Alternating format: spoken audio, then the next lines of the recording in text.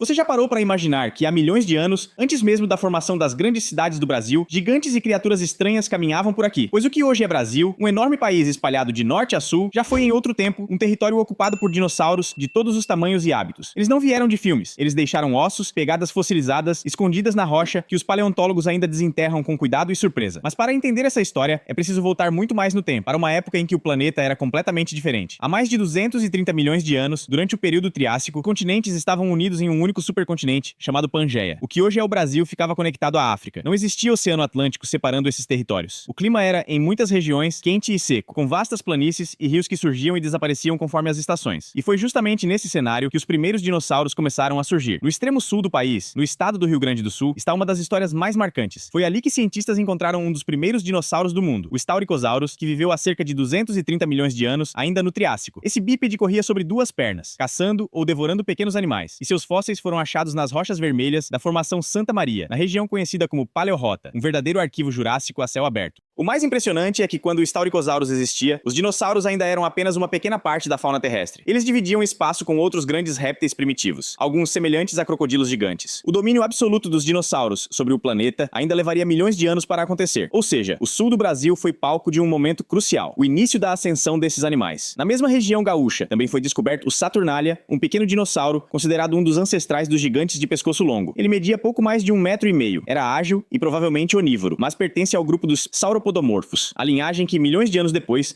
daria origem aos maiores animais terrestres que já existiram. Isso significa que parte da história evolutiva dos colossos, que dominariam o Jurássico, começou aqui. Mas o Brasil não era só lar de predadores antigos. Em Minas Gerais, por exemplo, foram encontrados restos de Maxacalisaurus topai, um gigante herbívoro titanossauro que viveu no final do Cretáceo, caminhando sobre 4 patas pesadas entre 70 e 80 milhões de anos atrás. Ele podia chegar a cerca de 13 metros de comprimento. Seu nome homenageia o povo indígena Maxacali, mostrando como ciência e cultura podem caminhar juntas. Esse dinossauro fazia parte do grupo dos titanossauros, que dominaram o hemisfério sul no fim da Era dos Dinossauros. No Maranhão, na ilha de Cajual, jazem ossos impressionantes do Oxalaia quilombensis, considerado o maior carnívoro já descoberto em território brasileiro. Um dinossauro com crânio enorme e pertencente ao grupo dos espinossaurídeos, o mesmo do famoso Spinosaurus africano. E aqui entra um detalhe fascinante. Durante o Cretáceo, América do Sul e África ainda estavam se separando. Por isso, fósseis semelhantes aparecem nos dois continentes. O Oxalaia provavelmente tinha hábitos semiaquáticos e se alimentava de peixes, vivendo em regiões costeiras quentes que hoje fazem parte do Nordeste brasileiro. E lá no centro-sudeste, no interior de São Paulo, paleontólogos identificaram espécies como Ibirania, um titanossauro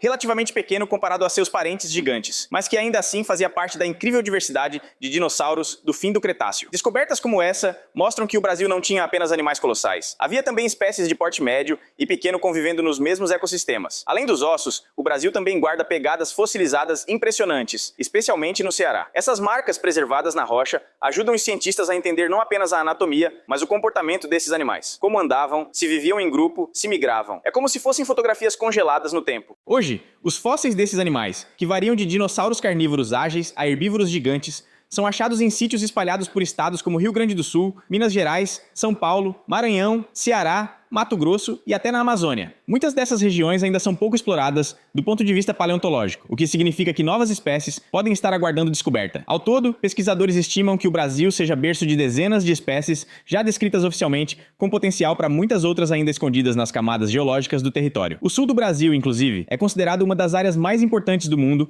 para estudar o surgimento inicial dos dinossauros. O que nos lembra, por mais que os dinossauros tenham desaparecido há milhões de anos, seus rastros ainda estão por aqui, escondidos em pedras antigas, esperando por quem tenha paciência, curiosidade e as ferramentas da ciência para contarem suas histórias de novo. Cada fóssil é uma peça de um quebra-cabeça gigantesco que ajuda a reconstruir a história da vida na Terra. E cada nova descoberta reforça algo surpreendente. O Brasil não é apenas um país de biodiversidade atual exuberante. Ele também guarda sob seus pés um dos capítulos mais antigos e importantes da evolução dos dinossauros no planeta. E talvez, enquanto você caminha por uma estrada do interior, visita uma região de rochas avermelhadas no sul ou observa formações antigas no Nordeste, esteja passando por cima de uma história que começou há mais de 200 milhões de anos.